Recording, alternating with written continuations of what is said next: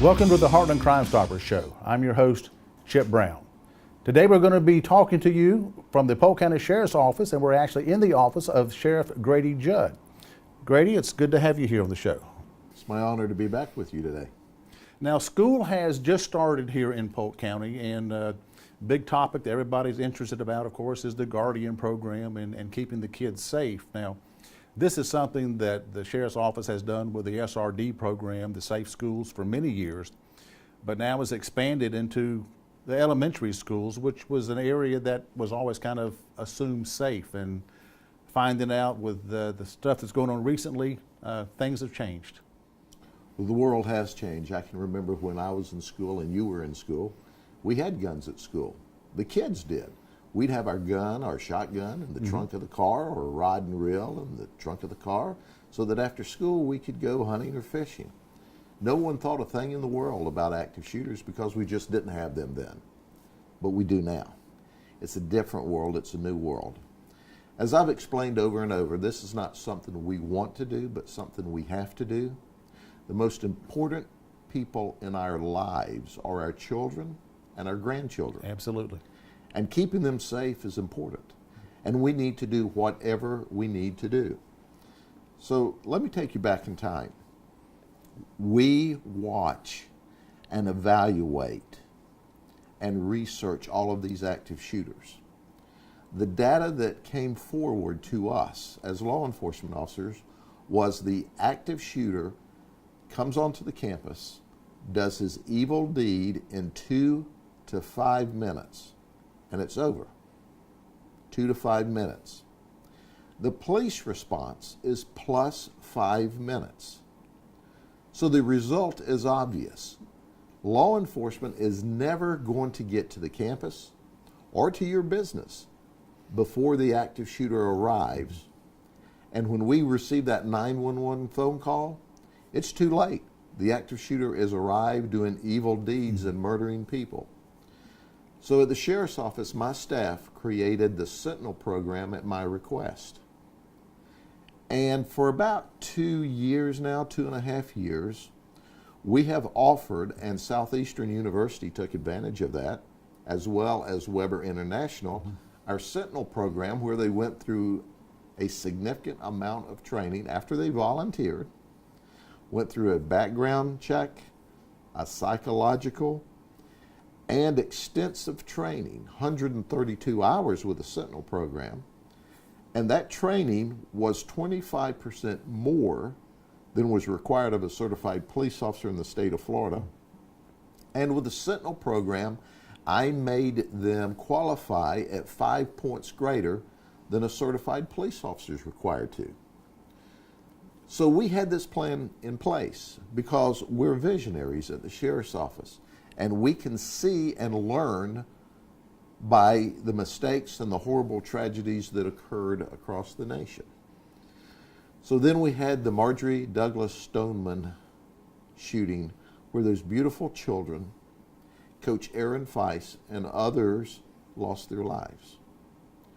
The state legislature and the governor, and specifically the governor, called me and said, "Grady, I need you up here in Tallahassee with some others." I know you spent a great deal of time for those 2 or 3 weeks up there. That was a whirlwind of activity.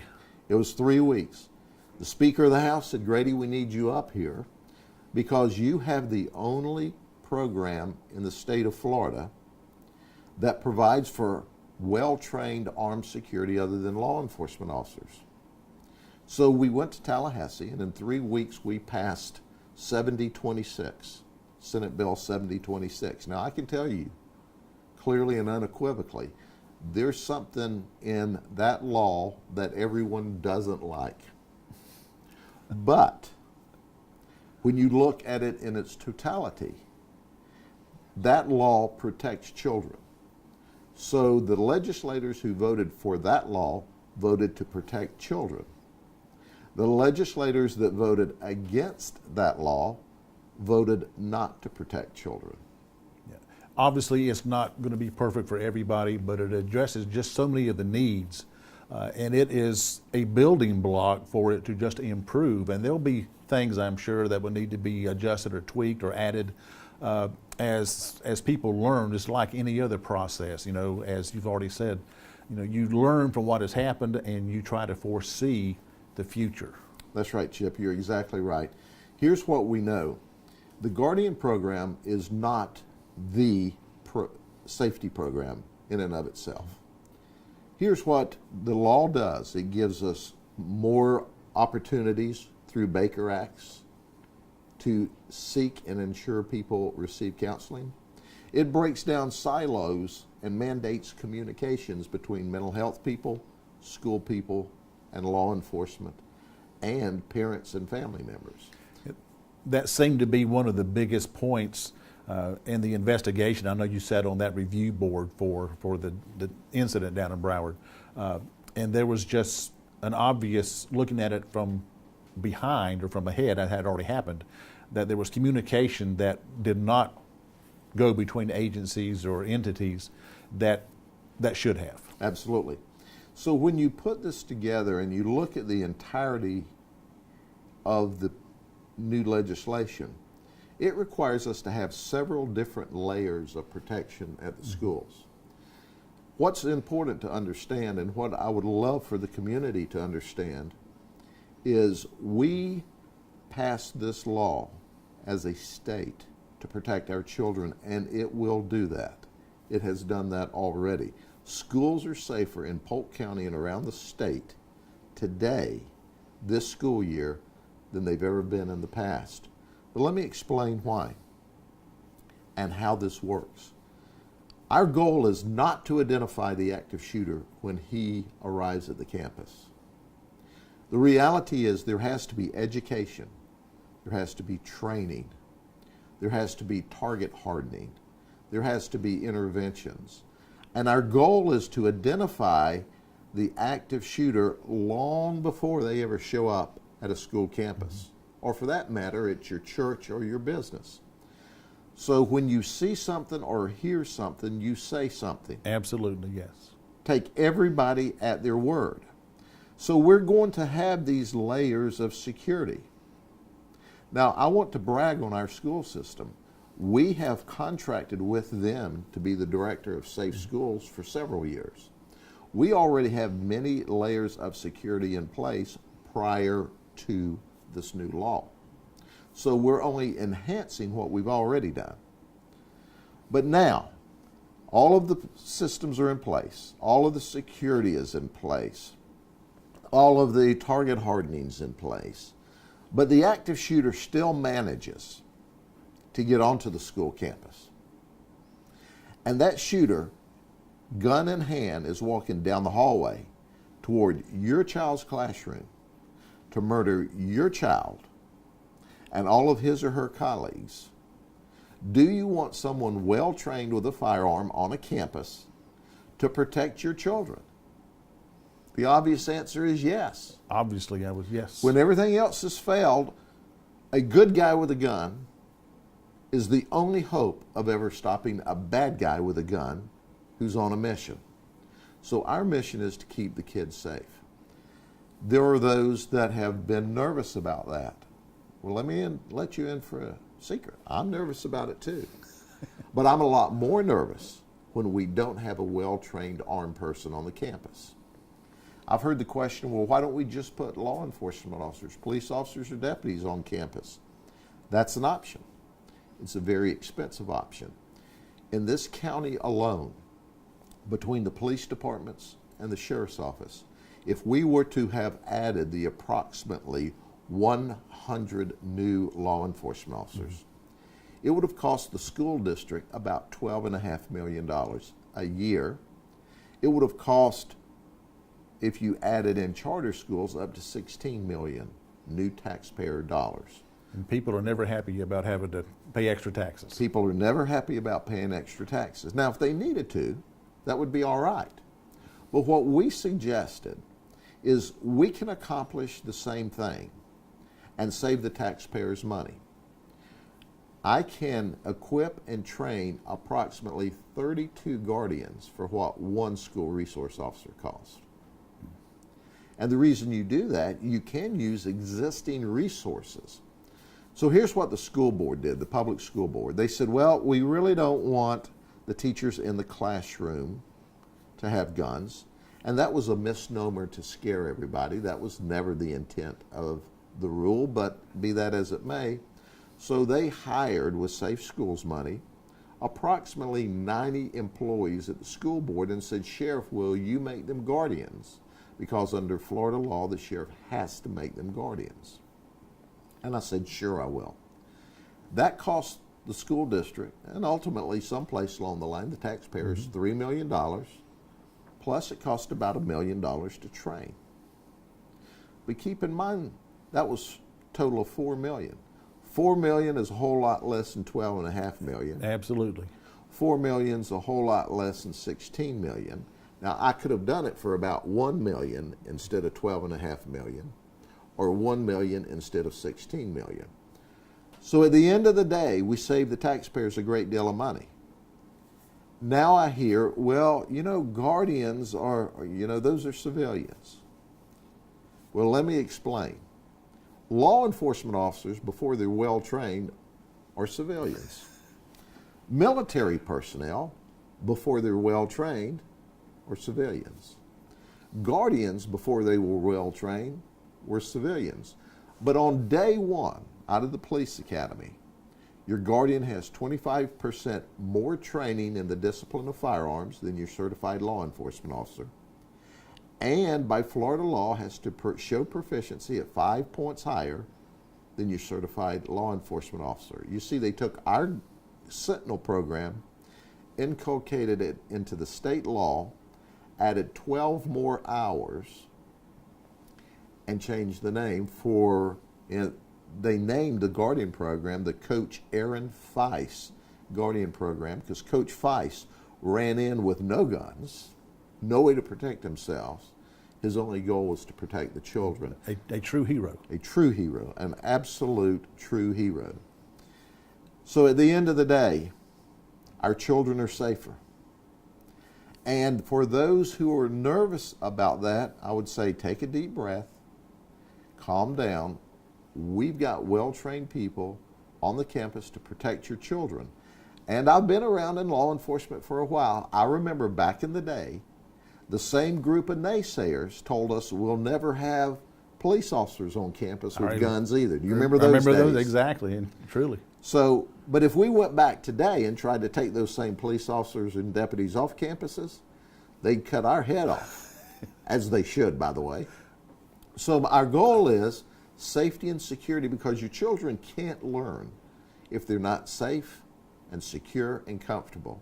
And by the way, I'm sending my grandchildren to these public schools in Polk County, and I want a guardian there. As am I. Sheriff, we're going to take just a break here for just a moment, so we're going to take a quick look at some of our most recent unsolved cases and most wanted here in Polk County. At approximately 2:20 a.m. on August 2nd, 2018, 40-year-old Miss Kelly Marie Black of Polk City was riding an unregistered scooter northbound on Galloway Road, approximately 400 to 500 feet south of Kathleen Road. Miss Black was struck by a hit-and-run vehicle which has been identified. While she laid injured in the roadway, a second vehicle struck her and a person who had stopped to render aid. Miss Black suffered fatal injuries, and the person given aid was seriously injured. The truck is described as most likely a white or light-colored Ford F-150 pickup truck, but possibly another make and model pickup truck. The Polk County Sheriff's Office is trying to find out who is responsible for the theft of a large marble slab measuring 7 foot by 3 foot and is 4 inches thick from the Mount Pisgah Baptist Church Cemetery, located at 6210 Mount Pisgah Road in Fort Meade. The theft occurred between August 18th and 21st. On August 23, 2018, at approximately 4 a.m., 2 suspects burglarized Manny's Chop House located at 210 State Route 60 West by forcing entry through the rear door of the business. The person in this picture is one of the suspects who committed the burglary. The suspects were observed on video surveillance loading the safe into a newer model silver four-door Toyota Camry.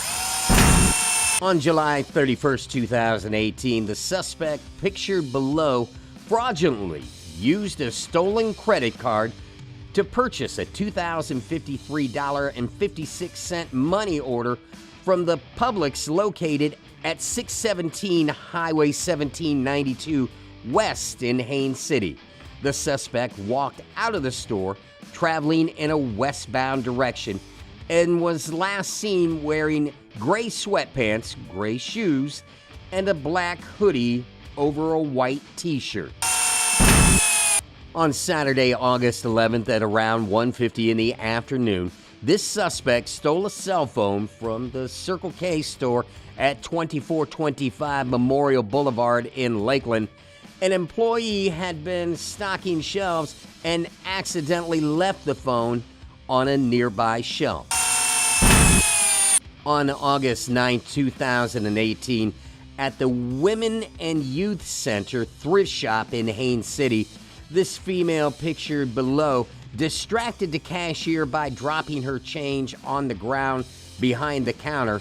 When the cashier turned to pick up the change, the suspect took $40 of cash out of the register and put it in her purse. The theft wasn't noticed until the end of the day when the cash drawer was counted. On August 13, 2018, the pictured subjects used a stolen credit card at the 7-Eleven store in Davenport. The credit card was stolen from the victim during a vehicle burglary that was reported in the Randa Ridge subdivision in Haines City just hours before. The suspects were in a black pickup. If you have any information on any of the cases you've just seen or any information on an unsolved crime, please contact Heartland Crime Stoppers and leave an anonymous tip. The toll-free tip line is 1-800-226-TIPS. That's 8477. You can also leave an anonymous web tip by going to www.heartlandcrimestoppers.com and click on the Give a Tip tab, or by going to www.p3tips.com. Don't forget, you can download our free P3 Tips app on your smart device. Whichever way you choose to leave a tip, you will remain 100% anonymous. If your tip results in an arrest, the recovery of stolen property, or the recovery of illegal drugs, you could be eligible for a cash reward of up to $3,000. Welcome back. We're here with Sheriff Grady Judd. Now, Sheriff Judd, we're talking about the Guardian program, and there were some things you had to overcome in this process. You know, I was really disappointed in our educators because when we were in the legislative process, they seemed to have banded together across the nation saying, no, we don't want armed people in our schools. We don't want teachers with guns. They took a no, no, no approach. And I was absolutely shocked because the teachers and administrators I was hearing from were very much informed and wanted well-trained people on campus to protect the children, but these organized groups of educators were against us, and I didn't understand why. I didn't understand why they said no to the Guardian program, no to the Guardian program, before they ever gave anybody the opportunity to explain the Guardian program to them. I didn't understand why in the world they were scaring the parents of the children by saying they want teachers to have guns on campus. And it was never our intention to go hand guns out on campus like you hand candy out. So here's the end result. The program has rolled out as we expected. Only 16% of the people that applied to be a guardian made it through the process. You have to take a psychological, a detailed background investigation, a drug screen, 144 hours of training.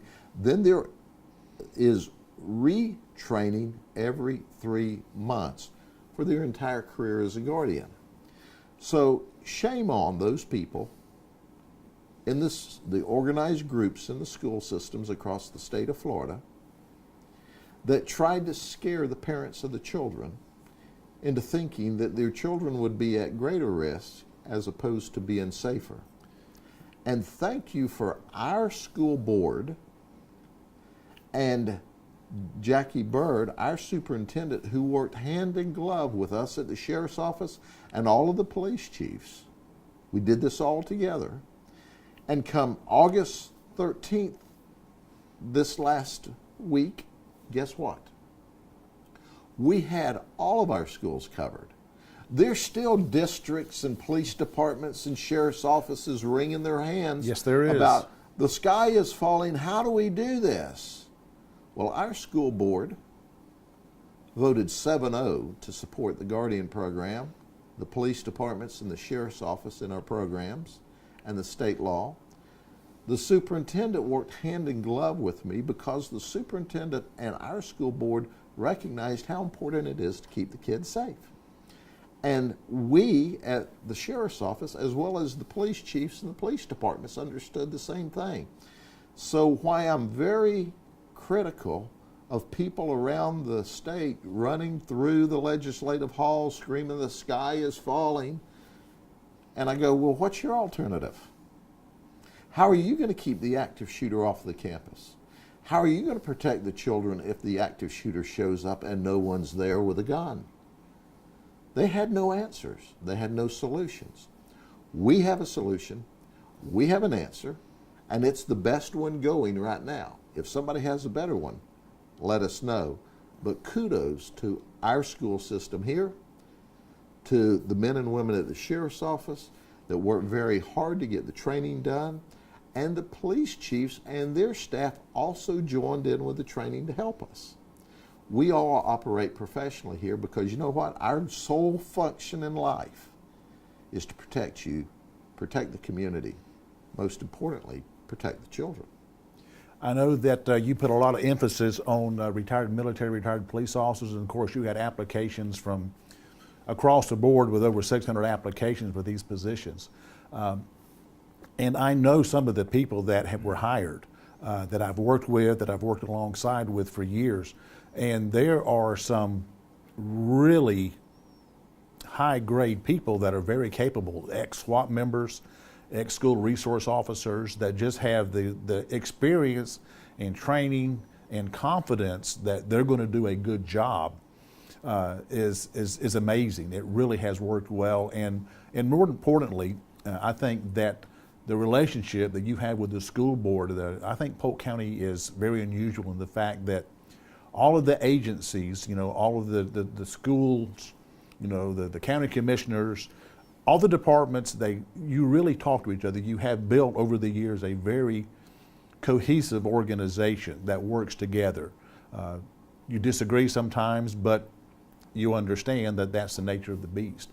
And I'm thinking, a lot of the times, I'm thinking that these people, the other counties, maybe don't have that relationship. And they're trying to come in on one weekend and change everything to everything is we're going to work together. And that takes a lot of time, a lot of effort, and it really speaks highly of you and your staff, of what you have done to prepare to be at this point. Chip, thank you very much for saying that. I can tell you that at the end of the day, if we don't have a win-win, then nobody wins. And at the end of the day, we're not doing what's in our best interest or the school best interest. We're doing what's in the community and the children's best interest. Mm-hmm. And that's how we function in this county. And if we all think the same, then somebody's not thinking. So we disagree on perspectives occasionally. That's good, that's healthy. Mm-hmm.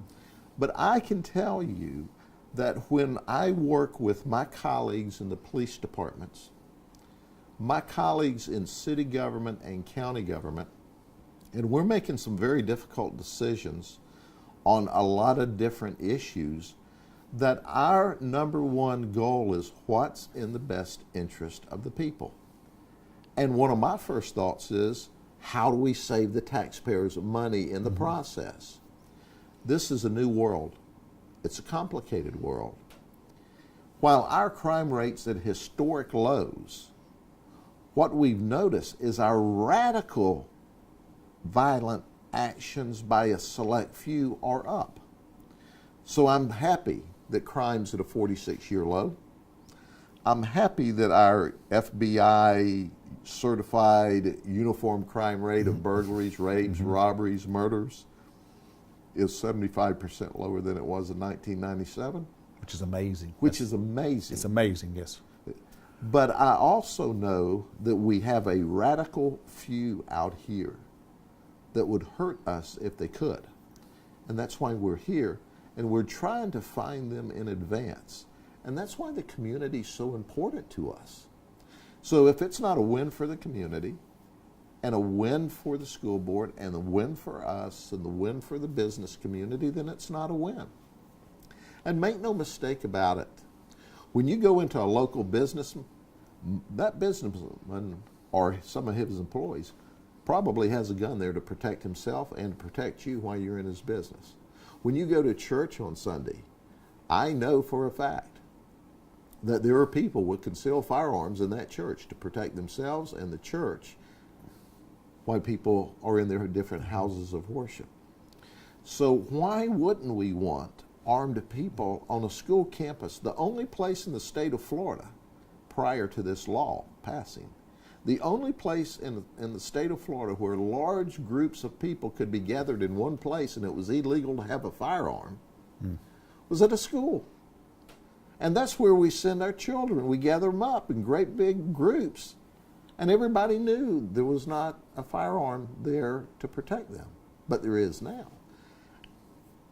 And I've got to tell you that on day one of school and all through the days since school started, the feedback, the positive feedback for our guardians and our school resource officers and our school resource deputies to the police departments and to the sheriff's office has been overwhelmingly positive. So at the end of the day, it's working. It's working well, and it's working well in this county because I have so much respect for my colleagues, and I respect my colleagues because they are putting, once again, the children first and the community first. And it's a challenge, but I go home and I rest at night knowing that we're doing everything we know to protect our children, protect the community, and as we learn something new to do, or somebody has a suggestion that we haven't thought of, we're implementing that as well, because our goal is that we want people to want to move to Polk County, to live, to work, to play, to open new businesses, bring more job opportunities. And it just works when we work together.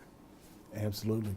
Well, Sheriff, we're out of time, but thank you so much for what you've done and continue to do, and we'll look forward to the success of this program as well. Thank you for everything we do with Crime Stoppers. That's going to do it for this edition of the Heartland Crime Stoppers Show. We want to thank Sheriff Judd for being on air with us, and we want to thank you for viewing. If you have any information on any unsolved crime or you recognize any of our people that we have profiled, please give us a call at 1-800-226-TIPS. That's 1-800-226-8477.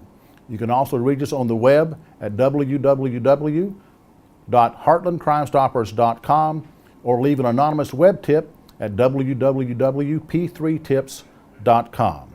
Again, that's going to do it for this edition of Crime Stoppers. And remember, it's a crime, and you can help make sure that they don't get away with it.